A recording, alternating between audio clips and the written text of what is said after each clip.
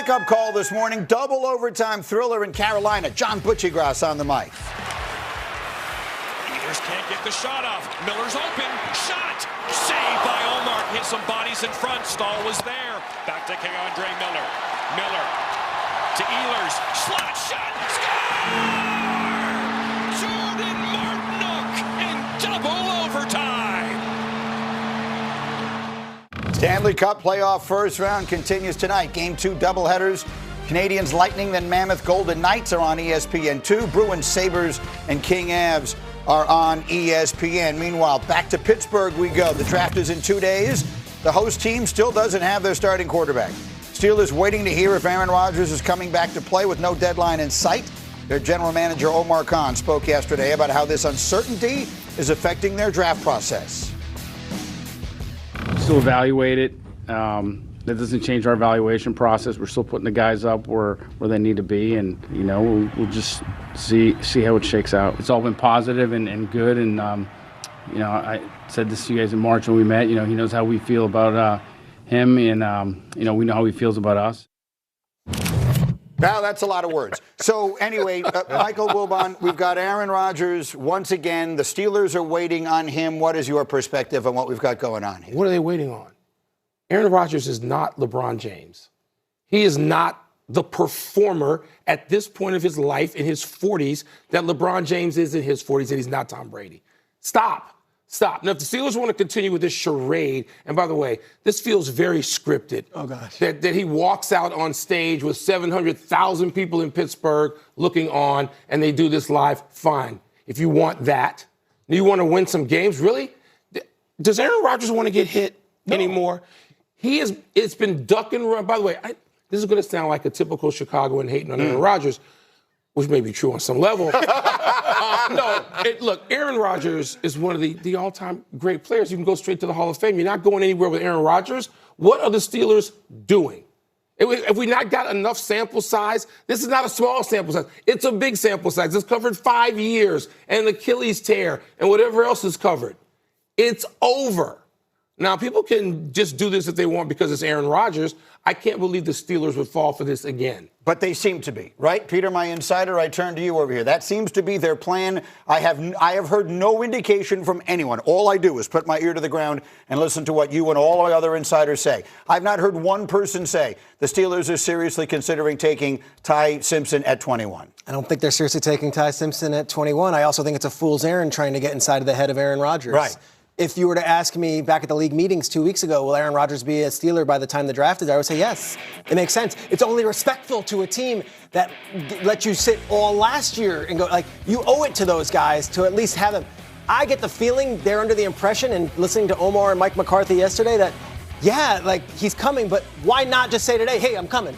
What is the weight? What is the reason to make them hang in the balance? And to Mike's point, Michael Wilbon's point, if he comes out and it's like, and now out of, like, he's CM Punk running out of the gate, I just can't do it. I wouldn't think he would want to take that away from everybody else's night. We're talking about the starting quarterback of the Pittsburgh Steelers, and the draft is literally 48 hours away. Look, I was never philosophically a big deadline person because you would lose your credibility if you went past it. But you need to have a deadline here. You have the 21st pick, you have Will Howard, and you have Mason Rudolph. And by the way, you have a left tackle who has a bad neck in Broderick Jones. You absolutely need to know, if you're the Pittsburgh Steelers, Aaron Rodgers, are you in or you're out? There's no other information you need, as you mentioned, Mike and Peter, in terms of the season's ended, you take some time off, are you in or you're out? Because if I'm the Steelers, I am taking Ty Simpson at 21, and I am moving forward. Like, you need a starting quarterback. This is the Steelers. Their owner came out in January and said, we are not rebuilding. We're going to compete every year.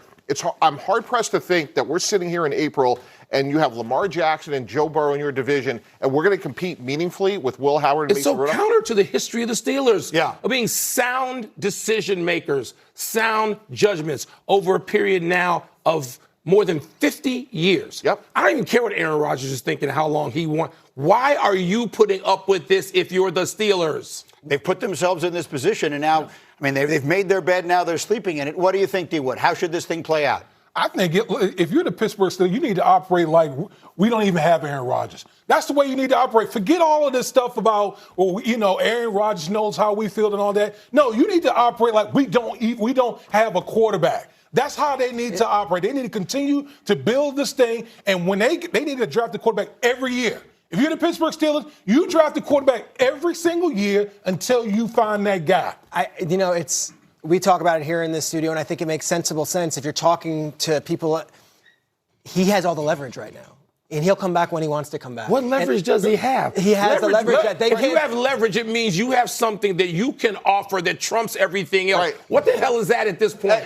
Peter, what is it? He's going to be 43 in December. He has no leverage. It would be unless you let him have it. It would be. I think they've let them have it. I think it would be quite the about face to miss out on Kirk Cousins and to miss out on all these different veteran quarterbacks who are making. Kyler Murray's making $1 million. They could have had Kyler Murray. They could have talked to Geno Smith. They could have talked to any. They didn't entertain any of it because they were banking on Rodgers. The crazy thing is, them hostage right the crazy thing is, I can't get out of my head the playoff game against the Houston Texans last year where I saw a 40, 41, 42-year-old Aaron Rodgers was scared to get hit in the playoff. That's what you want coming back to your organization right now? And to D. Wood's point, look, I trade for Favre. I work with Dan Marino. Like, those older quarterbacks, they want to know about the protection. You're only going to get hit so many times in your career. And if my left tackle has a bad neck in April, that's another thing. If I'm Aaron Rodgers, like, that is a factor in this conversation. The only time we've seen, what's the Groundhog's Day? What's it called? Punxsutawney Phil? Punxsutawney Phil. He came out and talked to McAfee and just raved about the Steelers teammates and then went back into his hole. Right. So, I don't know. But he raved about Pittsburgh. It meant 6 more weeks of waiting. That's what it was. We'll find out. I hope he doesn't walk out there Thursday night and announce it. I really do. I'm forgetting everything else. That would. It's so orchestrated. Look, this is a night that is about those 32 young men and their families, and they've worked their whole lives for this moment. It should be about them. I hope. Whatever else plays out here, I hope that's not what winds up. We are back on Get Up with a feature we call I'm Sorry, What? Josh Allen had off-season foot surgery to remove a piece of bone that had broken off. And his comments about it afterward had us saying, I'm sorry, what? Our head trainer, Nate Bresky, was there, and apparently they wrapped it up and threw it away as quickly as they could. And I really wanted it, but I know. It may be floating out there. Who knows? Black market or something. Sorry. It's the off-season. Josh is in a good mood. Craziness abounds. But as we talk about the Bills, and we talk about their acquisition recently of DJ Moore, and we talk about them looking around the landscape as they pick, as they always do in the late 20s, when you were reading the stories this week, and particularly Adam Schefter cementing it with his notes column yesterday about A.J. Brown and the New England Patriots, what thought immediately jumped to your head? Yeah, Green, I'm watching you guys yesterday, and I saw Howie Roseman starting to negotiate in public about where they are with A.J. Brown and the Patriots. And if I'm the Buffalo Bills, it is discernibly a two-team race in the AFC East. Miami, the Jets clearly rebuilding. And worst-case scenario for the Bills is not to get A.J. Brown.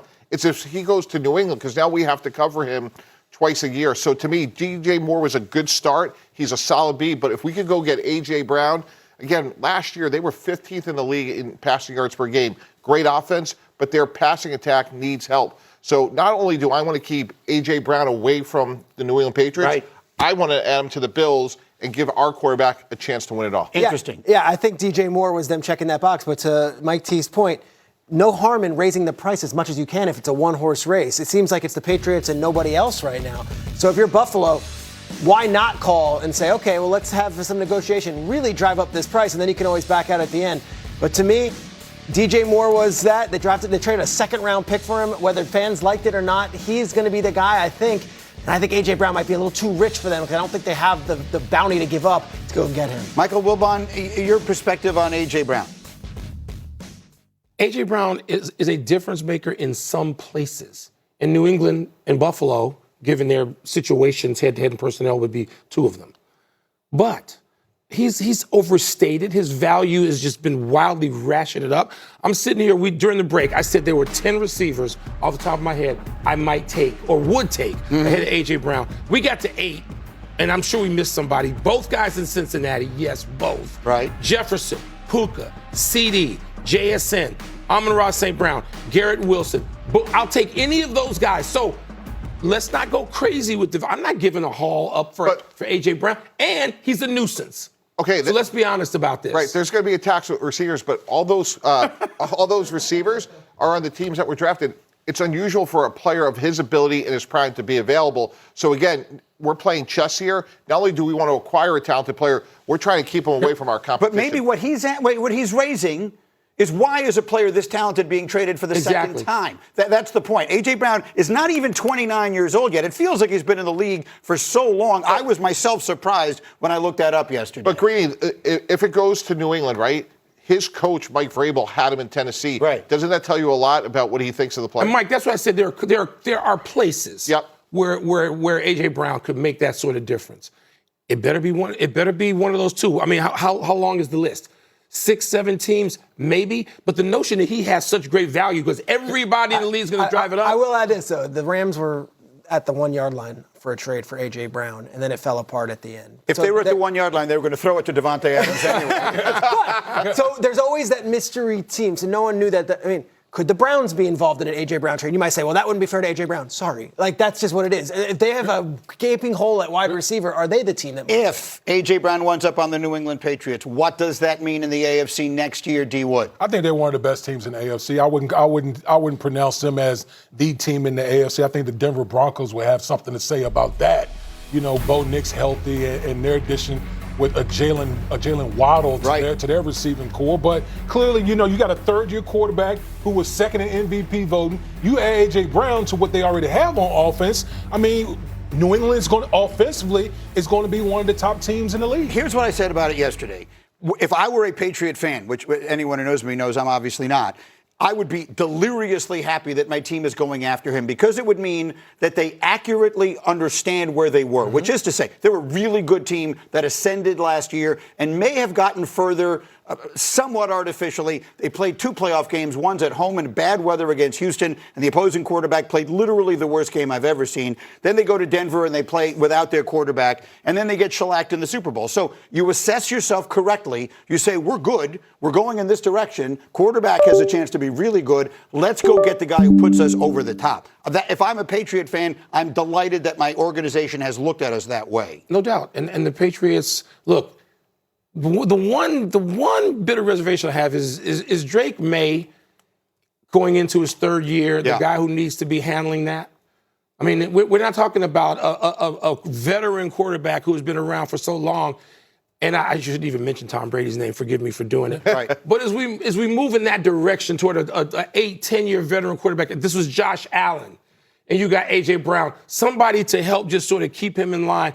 That to me is that a legit worry, Mike? Yeah, a little bit. I understand that. I think there's another nuance to Greeny's point, which is after this year, he's extension eligible, knowing he's going to be at $60 million or more. Like, their window is right now. So if we're going to take a shot and the head coach had coached A.J. Brown, I get it because Drake May, maybe he's not the full driver of that program yet, but we have a window. Let's take advantage of it. I would say this as well. Once upon a time, Stephon did that for Josh Allen in Buffalo. And so I think with Mike Vrabel knowing the background of A.J. Brown, I think it would actually be beneficial for Drake May to have a guy like that. The fact that Adam comes out with his notes and is like, this is just understood that it's this one team, it opens the door. And Howie's no idiot. Yes. It opens the door. Come, make an offer, see what you got. So every time you hear it's a one-horse team, like I just don't think it's Buffalo. Like I don't either. But Buffalo, they didn't have problems scoring. Every loss, 7 losses by Josh Allen in the playoff, they gave up 32 points a game. That's what they need to address. I want to get one more team in quickly because the Bills' real rival is Kansas City. I know the Patriots are coming. Kansas City, another team that has 2 picks, 9 and 29. What should we be expecting with them? For as much as everyone thinks Howie Roseman is working the phones all the time, Brett Veach works the phones as well, the general manager of the Kansas City Chiefs. The 9 pick I would look at Mansour Delane, the cornerback. There's only one great corner in this draft, but I would also look at wide receiver and pass rusher. They can sit pretty at 9, or they can get crafty and either move up or move back. That 29th pick can also be used in that. So the Chiefs, very interesting this week. Give me the pick real quick. Mansour Delane, you lost both starting corners. And look, you're going to have Patrick Mahomes. It's not ideal. You can manufacture offense. It's hard to get to where you want to go when you have no corners. And Mansour Delane could be a number one. He's the corner from LSU. You're correct. There's another corner, Jermod McCoy, who people love, but he has significant injury history, which is the reason that his stock